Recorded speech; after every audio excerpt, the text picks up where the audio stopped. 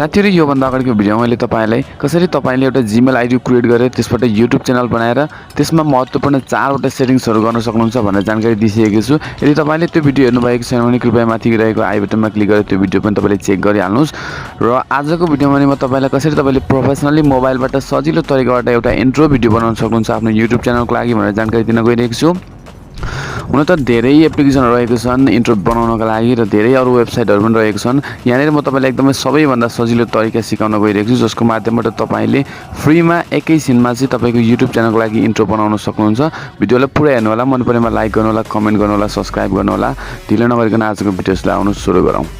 र साथीहरु तपाईले यहाँ भन्दा अगाडि देखिसक्नु भएको छ तपाईले कस्तो कस्तो खालको इन्ट्रोजहरु बनाउन सक्नुहुन्छ भनेर मैले स्याम्पल देखाइसकेको छु। यदि तपाईले अहिले पनि स्क्रिनमा देख्न सक्नुहुन्छ यस्तो खालको इन्ट्रोजहरु बनाउनका लागि तपाईलाई एकदमै सजिलो तरिकाबाट मोबाइलबाट बनाउन सक्नुहुन्छ। जसको लागि तपाईले सिम्पली आफ्नो डाटालाई फर्स्ट अफ अल इनेबल गर्नुपर्ने हुन्छ र तपाईले आफ्नो क्रोम ब्राउजर यानि कि कुनै पनि ब्राउजरमा गएर त्यहाँ लेख्नुपर्ने हुन्छ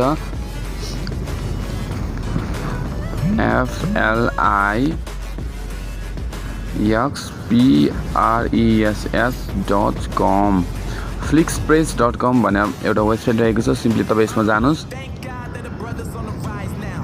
सो ओपन भइसकेपछि कुनै यस्तो खालको इन्टरफेस तपाईले देख्न सक्नुहुन्छ। अब यहाँ तपाईले गेट स्टार्टेड फर फ्री भनेको छ। तपाईले फर्स्ट अफ अल माथि रजिस्टर भनेको अप्सनमा क्लिक गर्नु होला। सो रजिस्टर भन्ने अप्सनमा आइसकेपछि कुनै यस्तो खालको इन्टरफेस तपाईले देख्न सक्नुहुन्छ। तपाईले simply sign up with your Google account भन्ने अप्सनमा क्लिक गर्नु होला। सो यहाँ तपाईले आफ्नो इमेल आइडीहरु देख्नुहुन्छ। तपाईको कतिवटा जीमेल आइडी छ तपाईले सिम्पली कुनै पनि एउटा ट्याप गर्नु होला। मैले यहाँ टच गर्दै छु। सो टच गरिसकेपछि कुनै यस्तो खालको इन्टरफेस तपाईले देख्न सक्नुहुन्छ। र अब तपाईले अलिकति स्लाइड डाउन गर्ने भने तपाई यहाँ इन्ट्रोजहरु देख्न सक्नुहुन्छ। र सबैभन्दा पहिला त तपाईले चाहिँ यहाँ सर्ट बाइ भन्ने अप्सन देख्न सक्नुहुन्छ। यसमा तपाईले चाहिँ newest oldest highest lowest value भन्नाले पनि फ्री भन्ने अप्सनमा तपाईले क्लिक फ्री फर्स्ट भन्ने अप्सन छ त्यसमा क्लिक गर्नु होला। र यहाँ तपाईले देख्न सक्नुहुन्छ तपाईले कुन खालको अब इन्ट्रो बनाउन चाहनु भएको। जस्तै कि तपाईले अहिले यो जुन अहिले मैले स्क्रिनमा देख्दै हुन्छ यस्तो खालको इन्ट्रो बनाउन चाहनु भएको भने तपाईले अलिकति त्यसलाई स्लाइड डाउन गर्दै जानुस् र यहाँ त्यो खालको एउटा अप्सन तपाईले खोज्नु पर्ने हुन्छ जुन चाहिँ यहाँ रहेको छ। सो सिम्पली मैले यसमा क्लिक गरेँ। तपाईले यहाँ फ्री भनेको जुनै पनि एउटामा क्लिक गरेर त्यो अनुसारले बनाउन सक्नुहुन्छ। यस्तो खालको बनाउनलाई चाहिँ तपाईले सिम्पली यसमा क्लिक गर्नु होला। सो क्लिक गरिसकेपछि यस्तो खालको इन्टरफेस तपाईको यहाँ आउँछ र तपाईले यहाँ कस्टमाइज नाउ भन्ने अप्सन छ जुन त्यसमा एकचोटि क्लिक गर्नु होला। सो क्लिक गरिसकेपछि अब तपाईले आफ्नो युट्युब च्यानलको लोगो चाहिँ यहाँ दिनुपर्ने हुन्छ जसको कारणले चाहिँ तपाईको एकदमै राम्रो खालको इन्ट्रो आउनेछ। सो अपलोड इमेज भन्ने अप्सनमा सिम्पली एकचोटि ट्याप गर्नुस् र यहाँदेखि तपाईले आफ्नो युट्युब च्यानलको लोगोलाई सेलेक्ट गर्नुस्। जो म सिम्पली सेलेक्ट गर्न गइरहेको छु।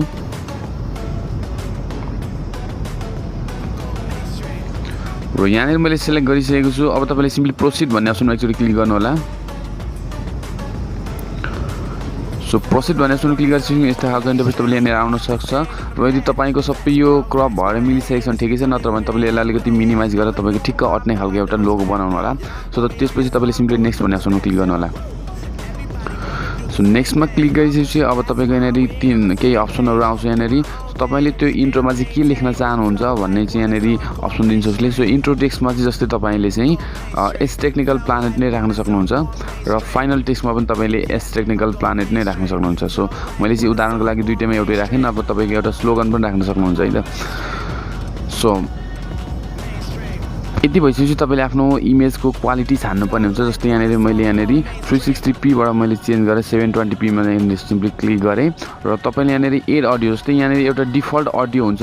तपाईले त्यो अडियोलाई चेन्ज गर्न चाहनुहुन्छ भने एड अडियो भन्ने अप्सन यहाँ छ जुन त्यसमा क्लिक गरेर तपाईले यसमा एउटा अडियो पनि थप्न सक्नुहुन्छ। सो अब चाहिँ तपाईले यति गरिसकेपछि यहाँ तपाई देख्न सक्नुहुन्छ सबमिट अर्डर भन्ने अप्सन यहाँ देख्न सक्नुहुन्छ। सिम्पली तपाई यसमा एकचोटि ट्याप गर्नु होला।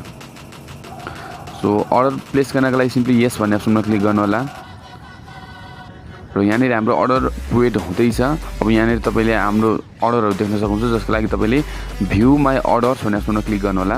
यहाँ तपाईले के अर्डर गर्नु भएको छ अहिलेसम्म त्यहाँ देखाउँछ। सो यहाँ हाम्रो एउटा इन्ट्रो रेडी भइसकेको छ। अब तपाईले सिम्पली यहाँ देख्न सक्नुहुन्छ डाउनलोड एन्ड शेयर भन्ने अप्सन। सो त्यसमा एकचोटि क्लिक गर्नु होला। सो अब तपाईले कुन क्वालिटीमा डाउनलोड गर्न चाहनुहुन्छ एचडी क्वालिटी स्ट्यान्डर्ड डेफिनेसनमा हो कि हाई डेफिनेसनमा हो। म सिम्पली एउटा हाई डेफिनेसनमा डाउनलोड गर्न चाहन्छु। सिम्पली त्यसमा एकचोटि क्लिक गर्छु।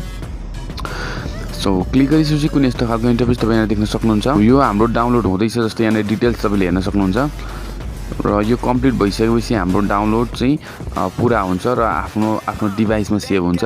सो हाम्रो डाउनलोड भइसकेको छ। अब सिम्पली तपाईँले यहाँ एउटा प्रिभ्यू हेर्न सक्नुहुन्छ।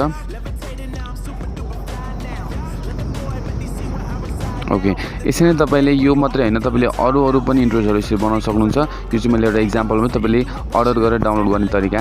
यसरी तपाईँले आफ्नो इन्ट्रोजलाई सिम्पली मोबाइलबाट सजिलो तरिकाबाट बनाउन सक्नुहुन्छ। भिडियो कस्तो लाग्यो, मन पर्यो भने लाइक, कमेन्ट र सेयर गर्न नबिर्सनु होला। आजको भिडियोमा यति नै हस् त, थ्यांक यू।